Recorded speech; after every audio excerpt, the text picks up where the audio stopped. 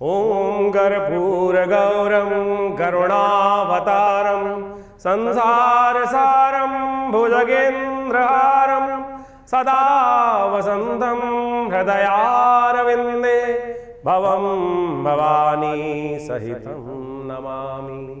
आत्मा त्वं गिरिजामति सहचरा प्राणा शरीरं गृहं पूजा ते विषयोग भोग रचना निद्रा समाधि स्थिति संचारा पदयो प्रदक्षिण विधि स्तोत्राणि सर्वा गिरौ यत् यत् कर्म करोमि तत् तत् अखिलं शंभो तवाराधनम् शंभो तवाराधनम्। 6 तारीख बृहस्पतिवार का अवसर, अष्टमी तिथि विद्यमान है, कालाष्टमी का सुंदर योग बना हुआ है और ऐसे में आपकी राशि के दृष्टिकोण से ग्रहों का योगायोग कई स्थितियों में आपके लिए जो प्रभाव उत्पन्न करता दिखाई दे रहा है वो शुभ है। मेहनत का लाभ मिलने के योग अवश्य बनते दिखाई दे रहे हैं। पहले कार्यों में जितने दिनों में मेहनत की हुई है उन सबको टटोलने की ज़रूरत है, उन थोड़ा खड़काने की ज़रूरत है, थोड़ी सी नई उम्मीद जगाने की ज़रूरत है और ये उम्मीद आपके लिए कहीं ना कहीं पॉजिटिव रिजल्ट ला सकती है। यदि आप निराश होकर बैठ जाओगे तो चीज़ें कहीं ना कहीं निराशा की तरफ जाएंगी। इस वक्त ग्रहों की स्थिति आपके लिए बन रही है, थोड़ा सा कहीं ना कहीं थोड़ी सी कमी है, उसको पूर्ण करने का प्रयास करें। संभावना बड़ी पॉजिटिव दिखाई देती है। अष्टमी का अवसर है, भगवती दुर्गा का ध्यान करें। या देवी सर्वभूतेषु बुद्धि रूपेण संस्था नमस्तस्यै नमस्तस्यै नमस्तस्यै नमो नमः। इस मंत्र का जप करते हुए भगवती का ध्यान करके कार्य करने का प्रयास कीजिए। चीज़ें आपके लिए कहीं ना कहीं पॉजिटिव होती दिखाई देंगी। इसका ध्यान करते हुए कार्य करना बहुत पॉजिटिव रहेगा। 7 तारीख शुक्रवार का अवसर, नौमी तिथि विद्यमान है और इस दिन आपकी राशि के दृष्टिकोण से यदि हम बात करें तो चंद्रमा जो है वो उच्च के होने जा रहे हैं, लेकिन आपके लिए थोड़ी सी एंजाइटी बढ़ाते दिखाई देंगे। हर मामले में कहीं ना कहीं बहुत ज़्यादा ओवर कॉन्शियस होकर काम करते दिखाई दे रहे हैं। अति उत्साही व्यक्ति कई बार जो है वो कहीं ना कहीं परेशानी में फंस जाता है। इस वक्त अति उत्साहित नहीं, इस वक्त बैलेंस होकर चलने की ज़रूरत है। आने वाले 48 घंटे खास तौर पे बहुत बैलेंस होकर चलने की ज़रूरत है। बहुत ज़्यादा कूद फांद करने की ज़रूरत नहीं है। कई बार आपकी राशि के दृष्टिकोण से बुध आदित्य योग बनकर बैठा हुआ है, बहुत सारी चीज़ें उम्मीद दिखाई दे रही हैं, मंगल उत्साह बहुत बढ़ाता दिखाई दे रहा है। और अति उत्साही व्यक्ति क्या होता है, वो खरगोश की तरह होता है ना, खरगोश की दौड़ शुरू हुई, कछुआ कहीं ना कहीं अपनी मंत्र गति चलता रहा। अति उत्साही व्यक्ति अरे हम तो पॉजिटिव सब बढ़िया ही बढ़िया, हम कहीं ना कहीं हवा में बातें करते करते, और कहीं ना कहीं वो क्या होता है उस चक्कर में उम्मीद में लॉटरी खेल जाता है, कहीं ना कहीं गलत काम में काम लगा देता है, उत्साही होकर सो जाता है। बस वही स्थिति आपकी राशि में बनती दिखाई दे रही है। यदि अति उत्साह ना फंसे, बैलेंस होकर कार्य करने का प्रयास करें। आपकी राशि के दृष्टिकोण से यही सबसे बड़ा इस वक्त कार्य करने का प्रयास करना चाहिए आपको। मन को अति उत्साहित ना करके कार्य करेंगे तो अच्छा रहेगा। इस वक्त बहुत ज़्यादा हरी भरी करी जल्दीबाजी का काम, बहुत ज़्यादा तला भुना खाना और कहीं ना कहीं स्थिति जो है चिंता करना बहुत ज़्यादा चीज़ों को, ये आपको अवॉइड करने का प्रयास करना चाहिए। हो सके तो आपकी राशि के दृष्टिकोण से त्र्यंबकम यजामहे सुगंधिम पुष्टिवर्धनम उर्वारुकमिव बंधनान् मृत्योर्मुक्षीमामृतात्, दूध से भगवान शंकर का अभिषेक करना कल्याणकारी रहेगा। चंद्रमा के नेगेटिव प्रभाव को, मन के नेगेटिव प्रभाव को, मन की मैल को काटने का योग बनाता दिखाई देगा। 8 तारीख शनिवार का अवसर, दशमी तिथि इस दिन विद्यमान है और साथ में ग्रहों का नक्षत्रों का योग देखिए बड़ा परिवर्तन की तरफ जा रहा है। इन दिनों बृहस्पति अस्त अवस्था में, बृहस्पति की दृष्टि जब शनि पर पड़ रही है वो कहीं ना कहीं थोड़ी सी कमी होती दिखाई दे रही है। इस वक्त बुध जो है वो पुष्य नक्षत्र में चल रहे हैं, कहीं ना कहीं बृहस्पति भी शनि के नक्षत्र चलते दिखाई दे रहे हैं। शनि स्वयं कहीं ना कहीं आपकी राशि में बैठे हुए कहीं ना कहीं सफलता पर अपना झंडा बुलंद करे हुए बैठे हुए हैं कि अरे रुको, कहाँ जाते हो, अभी मैं नहीं देने के मूड में, ऐसा युग बनता दिखाई दे। शनि को मनाओ महाराज। आपकी राशि में इस वक्त एक ही ग्रह है जिसको मनाने की बहुत ज़्यादा ज़रूरत है, शनि महाराज। और कहीं ना कहीं आपकी राशि में कहीं ना कहीं विश्वास डगमगाता दिखाई दे रहा है। कहीं कोई अच्छी बात भी बता रहा है तो आपके मन में कहीं ना कहीं शंका, नेगेटिविटी पहले आती दिखाई दे रही है, अरे फालतू बोल रहा है। कहीं ना कहीं अभी हम ही बता रहे होंगे आपको, कहीं ना कहीं मन में एक कोने में बैठी शंका कहीं ना कहीं परेशान कर रही है। कुछ नहीं, ग्रह बोल रहे हैं। आपकी राशि के दृष्टिकोण से इस वक्त धर्म में, भाव में कहीं ना कहीं आपके अंदर शंकाएं उत्पन्न करता दिखाई दे रहा है नेगेटिव ग्रह। शनि और राहु का उपचार बहुत ज़रूरी है इस वक्त करना। शनि और राहु कहीं ना कहीं आपकी राशि के दृष्टिकोण से कष्ट देते दिखाई दे रहे हैं, तो उसको ठीक करने के लिए खास तौर पर इस सावन का महीना ही बड़ा कल्याणकारी होता है। सावन के महीने में भगवान शंकर का उपाय करने का प्रयास करो। शनि और राहु को ठीक करने के लिए भस्माभिषेक भगवान शंकर का जो व्यक्ति कर लेगा भगवान के मंत्र का जप करते हुए घोरेभ्यो तो घोरेभ्यो घोर घोर तरेभ्य सर्वेभ्य सर्व सर्वेभ्यो नमस्ते अस्तुद्रूपेभ्य, ये इस मंत्र से, अघोर मंत्र से भगवान शंकर का रुद्राभिषेक भस्माभिषेक करने का प्रयास कीजिए। देखिए ये राहु और शनि जो कहीं ना कहीं इस पूरे वर्ष में हर जगह कहीं ना कहीं आपको परेशान करने के योग बनाने वाले हैं, इनका उपाय बहुत ज़रूरी है, लगातार करते रहें। ये दोनों के दोनों ग्रह कहीं ना कहीं आपके लिए इस वक्त नेगेटिविटी उत्पन्न करते दिखाई दे रहे हैं। ये सुंदर योग है, इस दिन इसको करने का प्रयास कीजिए। नहीं तो आपकी राशि का निष्कर्ष हमने आपको बताने का प्रयास किया, ये निष्कर्ष समझ लो। शनि को मनाओ, सदा सुख पाओ। आपकी राशि में ये सबसे बड़ा इस वक्त कहीं ना कहीं शनि और राहु नेगेटिव चलते दिखाई दे रहे हैं। 9 तारीख रविवार का अवसर, एकादशी तिथि इस दिन विद्यमान है और ग्रह नक्षत्रों के दृष्टिकोण से देखें तो फिर ग्रह परिवर्तन की तरफ जाते दिखाई दे रहे हैं। कामदा एकादशी का सुंदर योग बन रहा है। भगवान विष्णु तो शेषशय्या में विश्राम कर रहे हैं। कामनाओं को पूर्ण करने के लिए इस वक्त शिव का सहारा प्राप्त होता दिखाई दे रहा है। आपकी राशि के दृष्टिकोण से ग्रह परिवर्तन कर कर सुबह सूर्योदय से पहले नई उम्मीद जगाकर आपके लिए नई उम्मीद के साथ सूर्य को उदय करते दिखाई दे रहे हैं। पॉजिटिव हुई है, नेगेटिव समय जा चुका, सही समय परिवर्तन सूर्य का उदय होता हुआ कहीं ना कहीं नई उम्मीद लेकर आता दिखाई दे रहा है। नई शक्ति के साथ सूर्य उदय होता दिखाई दे रहा है। कामनाओं को पूर्ण करने की ये रविवार की एकादशी आपकी राशि में बनती दिखाई दे रही है। सुबह सुबह विष्णु का ध्यान करें, नई उम्मीद जगाएं। तुलसी की मंजरी एक दिन पहले तोड़ के रख लेना। इस एकादशी पर भगवान विष्णु को सुंदर रूप से शेषशय्या पर विश्राम करते हुए तुलसी की मंजरी ऊपर जो बीज आ रहे होते हैं वो अर्पित करनी चाहिए। लेकिन ध्यान रखना, रविवार को तुलसी नहीं तोड़ी जाती है, इससे पहले ही जो तोड़ के रखी हुई हो उसको ही अर्पित करने का प्रयास करें। ओम नमो भगवते वासुदेवाय, इस मंत्र का श्रवण करते हुए भगवान को ये अर्पित करने का प्रयास करना चाहिए। कहा जाता है इस दिन व्रत करने का प्रयास करो।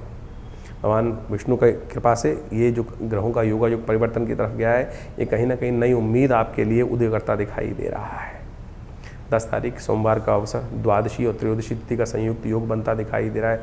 सोम प्रदोष का योग बनता दिखाई दे रहा है। सोम प्रदोष का योग समस्त मनोकामनाओं को पूर्ण करने के लिए बड़ा कल्याणकारी योग होता है। इसके साथ साथ सबसे बड़ा परिवर्तन जो होने जा रहा है और आपकी राशि के दृष्टिकोण से मिथुन राशि वालों के लिए 12 वर्ष बाद किस्मत को जगाने का योग बनता दिखाई दे रहा है। इसका उपयोग करना आपकी राशि के दृष्टिकोण से आपके लिए बड़ा अच्छा है। ये बृहस्पति उदय होने जा रहे हैं, 12 वर्ष बाद नई किस्मत का नया रंग लेकर आते दिखाई दे रहे हैं। इस वक्त ये बृहस्पति का उदय होना आपकी राशि के दृष्टिकोण से इतना महत्वपूर्ण है कि इसको जिसने इसका लाभ लेने का प्रयास कर लिया उसके वारे न्यारे होने। वैसे तो आपकी बृहस्पति सूर्य साथ में बैठकर कहीं ना कहीं बुध के साथ बैठकर 3 परम शुभ ग्रहों की युति इस वक्त जो बनकर आपकी राशि में तैयार हो रही है, ये कहीं ना कहीं आपके विजय की शंखनाद को उत्पन्न करती दिखाई दे रही है। शनि कहीं ना कहीं, राहु कहीं ना कहीं नेगेटिव प्रभाव इस वक्त आपकी राशि में हर मामले में उत्पन्न करते दिखाई दे, लेकिन बृहस्पति ने कम से कम शनि के नेगेटिव प्रभाव को तो ठीक करने का रास्ता आपके लिए बना दिया। विश्वास जगाने की ज़रूरत है। अभी भी शंकाओं का उदय करने के लिए राहु अकेले ही बहुत उत्पन्न कर दिखाई दे रहे हैं, कष्ट दिखाई दे रहे हैं। कहीं ना कहीं सफलताओं में बाधा देने के लिए शनि अपना रोल कर रहे हैं। बृहस्पति उस पर अंकुश लगाने के लिए फिर दोबारा तैयार हो गए। 12 वर्ष बाद ये समय आया। समय को पहचानो। अगर आपकी राशि में दशाएं वशाएं बिल्कुल ठीक चल रही हैं तो ये बृहस्पति का उदय होना, सूर्य के साथ बैठना, कहीं ना कहीं बुध का उदय होना, बुध का परिवर्तन करना, ये बहुत ज़बरदस्त योग आपकी राशि में लॉटरी को खोलने का योग, किस्मत को जगाने का योग बनकर आया है। देखिए समय तो आता है, योगा योग तो आते हैं, बहुत सारे लोग पहचान नहीं पाते हैं। इस वक्त आपकी राशि के दृष्टिकोण से कुछ खास उपाय आपको करने चाहिए। गौ सेवा करने का प्रयास कीजिए, बहुत शुभ योग बनेगा इस वक्त आपकी राशि के दृष्टिकोण से। गौ सेवा करें, बृहस्पति को थोड़ी ताकत देने का प्रयास करें। गोम ग्रांग ग्रीं ग्रोंग से गुरुवे नमः इस मंत्र का जप करने का प्रयास करें। ये आपकी राशि में कहीं ना कहीं ज़बरदस्त तरीके से उच्च के बृहस्पति द्वितीय भाव में गोचर कर रहे हो तो क्या ज्योतिषी क्या करेगा, वो राजा जातक तो राज ही करेगा। कहीं ना कहीं स्थिति ऐसी बनती दिखाई दे रही है। आपकी राशि में बहुत गोचर के योग बहुत ही अनुकूल अवस्था में आकर कई मामलों में सफलता देने के लिए योग, प्रमोशन देने के लिए योग बनाकर तैयार बैठे हैं। लेकिन नेगेटिव मत सोचना। सूर्य बुध का योग, साथ में बृहस्पति साथ में विराजमान, लेकिन फिर बताएं कहीं ना कहीं राहु मन में शंकाएं उत्पन्न कर रहा है। और एक पुरानी कहावत है कि रोते हुए जाओगे तो मरो की खबर लेकर आओगे। यही स्थिति आपकी राशि में इस वक्त बनी हुई है। हल्की सी भी शंका नेगेटिव कहीं ना कहीं भाव रखोगे तो कहीं ना कहीं पूरा लीप दोगे, कहीं ना कहीं नेगेटिव कर दोगे। बिल्कुल शंकाओं को हटा दो, विश्वास जगा लो और उसका जो भी कार्य करने हो उसको पूरी तरह से करने का प्रयास करो। आजमा सकते हो इस बात को। बहुत सारे लोगों को ये बात समझ में नहीं आएगी। इसको समझने के लिए पुनः समझना इस चीज़ को, ग्रहों का योगा योग बहुत पॉजिटिव है, लेकिन साथ साथ राहु और शनि का नेगेटिव प्रभाव भी इस वक्त चल रहा है। तो राहु और शनि के नेगेटिव प्रभाव को ठीक करने के लिए इस वक्त उपाय करने की ज़रूरत है। उनका मंत्र भी जप करें, भ्रांग भीम भ्रौंग सर राहवे नमः। भगवान शंकर का सबसे श्रेष्ठ महीना सावन का चल रहा है। अपने नाम से इस वक्त तेलाभिषेक और भस्माभिषेक अवश्य करो।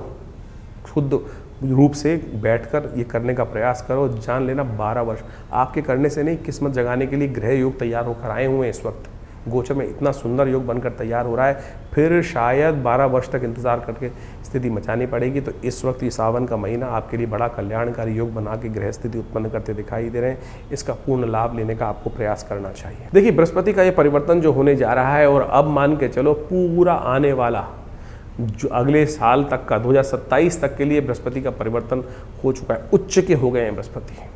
अब ये उच्च के बृहस्पति उदय होकर जिस प्रकार से इस दिन से परिवर्तन करने का योग बनाएंगे, ये बहुत विशेष स्थान आपकी राशि के दृष्टिकोण से उत्पन्न करते दिखाई दे रहे हैं। इस समय इनका प्रभाव आपने समझा, लेकिन इनकी शक्ति को बढ़ाने का आपको खास तौर पर विशेष ध्यान रखते हुए कार्य करना चाहिए। 12 वर्ष बाद बृहस्पति उदय होकर पूर्ण जो योग बना रहे हैं, अब उदय भी हो चुके हैं, परिवर्तन करने के बाद अस्त हो गए थे।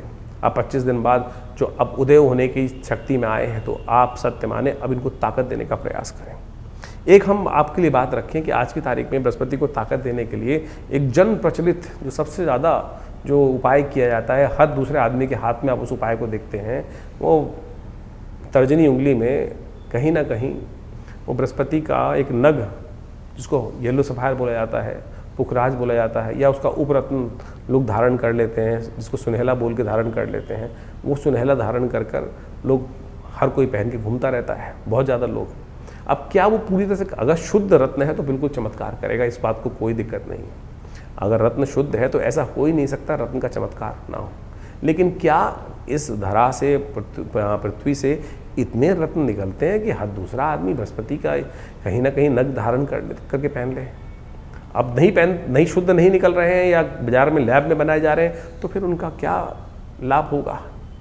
आप केवल दिल बहलाने के लिए, अपने मन को बहलाने के लिए किसी व्यक्ति की बात सुनकर आप धारण कर लें, तो आपको लगे तो अच्छा है, तो नहीं तो फिर वो तो कहीं ना कहीं मानसिक तौर पर कहीं ना कहीं भ्रांति उत्पन्न करने का योग बनाएगा। अरे बहुत सरल उपाय है ना।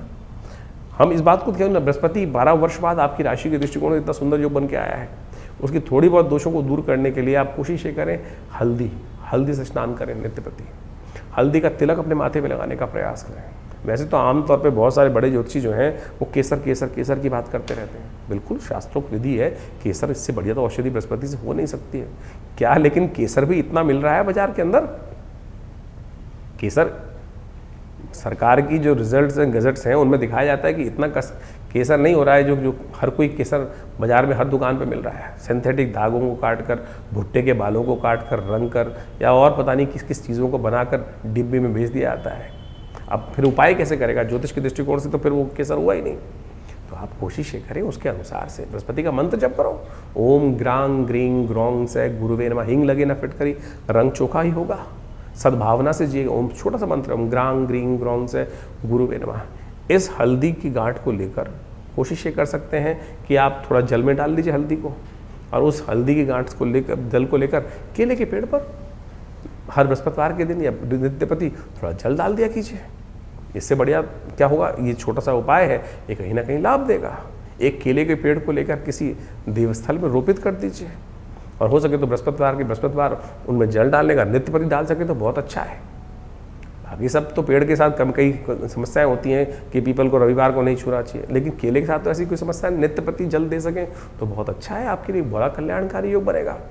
केले के फल का दान कर दीजिए, किसी ब्राह्मण की, योगी गुरुजन की सेवा करने का प्रयास कर लीजिए, और ये सब चीज़ें बड़े कल्याणकारी। अब बहुत सारे बच्चे हैं, अब वो तो कुछ मंत्र जप भी नहीं करते हैं, तो उसके लिए एक रास्ता अपनाने का प्रयास कीजिए।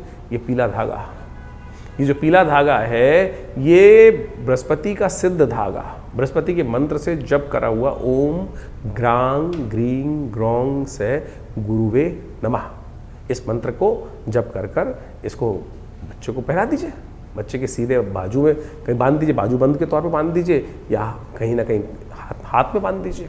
सत्य माने इससे ना तो कोई बहुत महंगा इलाज है, छोटा सा इलाज है, इससे भी उतना ही लाभ प्राप्त करने के योग बन जाएंगे। और जो आप हर कोई आज एक भेड़ चाल में फंस गया है, वो कहीं ना कहीं गलत स्थिति में फंस जाते हैं, कहीं ना कहीं मूर्ख बन जाते हैं लोग, तो उससे बचने का आपको प्रयास कर लेना चाहिए। तो इस स्थिति को आप अपनाने का प्रयास करें। बृहस्पति बहुत बढ़िया परिवर्तन कर कर आपके राशि के दृष्टिकोण से इस वक्त 12 वर्ष बाद योग बना के बैठा है। अगर कहीं थोड़ा बहुत नेगेटिव प्रभाव भी कर रहा है तो उसको ठीक करने के लिए ये उपाय जो हमने बताए, इनको तुरंत करने का प्रयास कीजिए। ईश्वर की कृपा से आपके ग्रहों को परिवर्तन करने की स्थिति आपके अंदर है। सकल पदार्थ है जग माही, कर्महीन पुरुष पावत नहीं। इस बात का ध्यान रखना। कोशिश करो अपने को सही रूप से बुद्धिमानी के साथ कार्य करने का प्रयास करें। ज्योतिष एक प्रत्यक्ष विषय है, उनको सही रूप से आपको समझने का प्रयास करना चाहिए, चीज़ों को ठीक करने का प्रयास करना चाहिए। तो ऐसे में इन सब चीज़ों को समझकर कार्य करेंगे तो बहुत कल्याणकारी योग आपकी राशि के दृष्टिकोण से अवश्य बनकर तैयार हो रहे हैं। तो आप इन सब चीज़ों को समझकर कार्य करेंगे तो बहुत अच्छा रहेगा। तो अभी आपने अपनी राशियों का प्रभाव समझा, किस प्रकार का ग्रहों का योगायोग बन रहा है और कब कौन से दिन। देखिए, इस सावन के महीने में ग्रहों का योगायोग जो बन रहा है, बड़े सारे ग्रहों का परिवर्तन आपको हमने बताया ही है। इस वक्त आपकी राशि के यदि देखें, आपने राशि के दृष्टिकोण से देखा कि जो शुक्र हैं वो परिवर्तन कर कर बहुत विचित्र स्थिति में जाते दिखाई दे रहे हैं, कमज़ोर होते दिखाई दे रहे हैं। और ये कहीं ना कहीं, और इस बार जो आषाढ़ के महीने में आप देखो तो बृहस्पति भी जो के योग जो बन रहे हैं वो भी 5 बृहस्पति पढ़ते दिखाई दे रहे हैं। और ये 5 बृहस्पति कहीं ना कहीं शुक्र का कहीं ना कहीं इस वक्त कन्या राशि में अकेले होकर बैठना कहीं ना कहीं हानि का योग बनाता है, कहीं ना कहीं अतिवृष्टि के योग बनाते दिखाई दे, जिसके कारण से कहीं ना कहीं संसार में बाढ़ इत्यादि की समस्याएं कुछ ज़्यादा होती दिखाई दे रही हैं। इस वक्त भयावह युद्ध की स्थिति जो बन रही है वो भी आपको सामने दिखाई देता है। कहा जाता है कि जिस महीने में 5 बृहस्पति एक साथ पड़ जाएं वो कहीं ना कहीं अराजकता की स्थिति उत्पन्न करते दिखाई दे रहे हैं। साथ में शनि महाराज इस वक्त लगातार करीब 4.5 महीने के लिए वक्र अवस्था में चल ही रहे हैं। तो ऐसे में ही शनि का वक्री होना और जो बृहस्पति का साथ इस प्रकार का योग बनना, ये कहीं ना कहीं अशांति का वातावरण विश्व में और बढ़ाता दिखाई दे रहा है।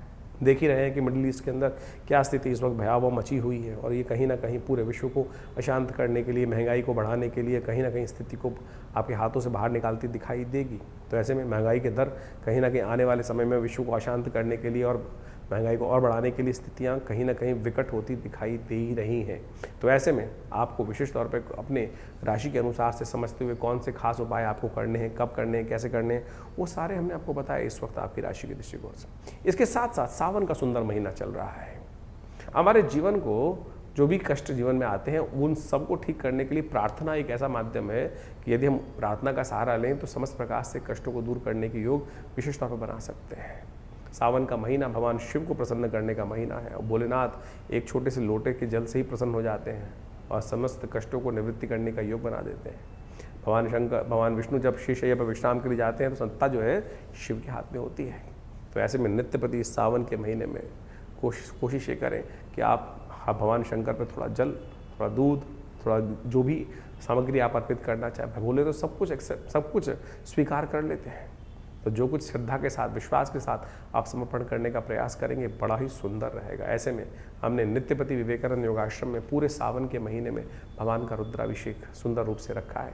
तो आप अवश्य इस समय में भगवान सुंदर रूप से भगवान शंकर की आराधना करने के लिए सम्मिलित हो सकते हैं। विवेकानंद योगाश्रम में जो कार्यक्रम नित्यपति रुद्राभिषेक रहेंगे, शाम के समय नित्यपति हर रोज़ 5 बजे से लेकर करीब रात को 8 बजे तक ये रुद्राभिषेक का नित्य कार्यक्रम चल रहा है। आप उन सब में सम्मिलित होने का, कार्यक्रम में समय निकालने का प्रयास कीजिए, अपने नाम से कराने का प्रयास कीजिए। इसके अलावा जो सावन के सोमवार रहेंगे उसमें विशेष कार्यक्रम भी रहेगा। 10 तारीख को विशेष तौर पर सोमवार का योग पड़ रहा है, साथ में प्रदोष का योग बन रहा है। ऐसे में सोम प्रदोष का ये योग बना है, समस्त अनिष्टों को दूर करने का योग बनता है भगवान शंकर की सुंदर उपासना के लिए। इस दिन कहा जाता है कि भगवान शंकर का अभिषेक जो बड़ी श्रद्धा के साथ करते हैं, ओम नमः शिवाय का जप करते हुए, रुद्र अष्टाध्यायी के द्वारा भगवान का स्तवन करते हुए करते हैं, उनके कई जन्मों के कष्ट दूर करने के योग बन जाते हैं। ये बहुत सुंदर योग है। इस बार तो त्रयोदशी क्षय भी हो रही है, त्रयोदशी क्षय हो रही है, संधि काल बन गया है, और क्षय तिथि में कोई मुहूर्त तो होता नहीं है। भगवान शंकर का सुंदर स्तवन अवश्य इस दिन करने का प्रयास कीजिए। बड़ा सुंदर रुद्राभिषेक का कार्यक्रम आश्रम पे रहेगा ही, आप भी उसमें सम्मिलित हुई जमुनापार विवेकानंद योगाश्रम में। तो आपकी भगवान की कृपा से आपकी मनोकामना सिद्धि करने का सुंदर योग अवश्य बनेगा। ये रुद्राभिषेक जो है वो वैसे तो सुंदर रुद्र अष्टाध्यायी के द्वारा होना चाहिए। लोग जाकर केवल जल चढ़ा देते हैं, और आज की तारीख में कावड़ लोग लेकर भागे आते हैं और वहाँ जाके केवल 2 मिनट जल चढ़ाने का समय मिलता है। कोशिश ये करें पूर्ण रूप से विधि का पालन करते हुए शुद्ध अवस्था में जाकर भगवान शंकर का स्तवन आप करने का प्रयास कीजिए। सुंदर रूप से मनोकामना सिद्धि का योग बन जाता है। इस संसार में अनेक कथाएं शास्त्र में विद्यमान हैं जो आपकी मनोकामनाओं को पूर्ण करने के योग बनाती हैं। जीवन में समस्त कष्टों को केवल एक लोटे के जल से ही भगवान शंकर पे डाल दिया जाए तो कष्ट दूर हो जाते हैं। उपनिषद में एक कथा आती है, उपनिषद की कथा है और सत्य रूप से कथा है, मेरे और आपके मति भ्रम को ठीक करने के लिए बताई गई है। एक व्यक्ति था, बड़ा व्यभिचारी था, संसार में हमेशा उसने जो जो गलत काम हो सकते हैं सब किए, जो जो कार्य हो सकते हैं गलत सब करे जीवन में। देव योग से एक दिन बड़ा अजीब सा योग बना, किसी गलत कार्य से उसने पैसे अर्जित किए, नशा भी किया और किसी नाचने वाली का दर्शन करने के लिए इच्छा से वो जा रहा था। कुछ पान का बीड़ा, कुछ मीठा, कुछ गजरा इत्यादि उसने हाथ में ले रखे थे और कुछ नशे में भी था। उपनिषद की कथा है और शास्त्र में मेरे और आपके मति भ्रम को देखने के लिए उपनिषद में ये कथा संतों ने वर्णन करी है।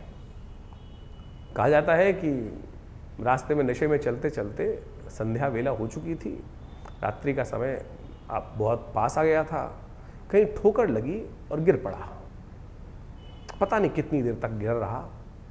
कहा जाता है भोर हुई, भोर होने के टाइम पर वो मंदिर के कहीं पास ही था, अभी सुबह का समय ही चल रहा था। कहीं ना कहीं देव योग से पता नहीं कौन सा संस्कार जागा, होश आया, सामने उठते ही सामने भगवान शंकर का शिवलिंग दिखाई दिया। नशे में था उस वक्त, उठा, गिरता पड़ता कहीं ना कहीं भाव जागा। उसने देखा वहाँ जाना था, अरे मुझे तो कहीं जाना था। उसने देखा मिट्टी लग गई फूलों पे, मीठा पान सब थोड़ा धूल में सन गया है। शंकर भगवान का सामने शिवलिंग देखते ही कहीं ना कहीं देव प्रेरणा से करे, अच्छा चलो आज इन्हीं को चढ़ा देते हैं। ना मंत्र आता था, ना कुछ विधि मालूम थी।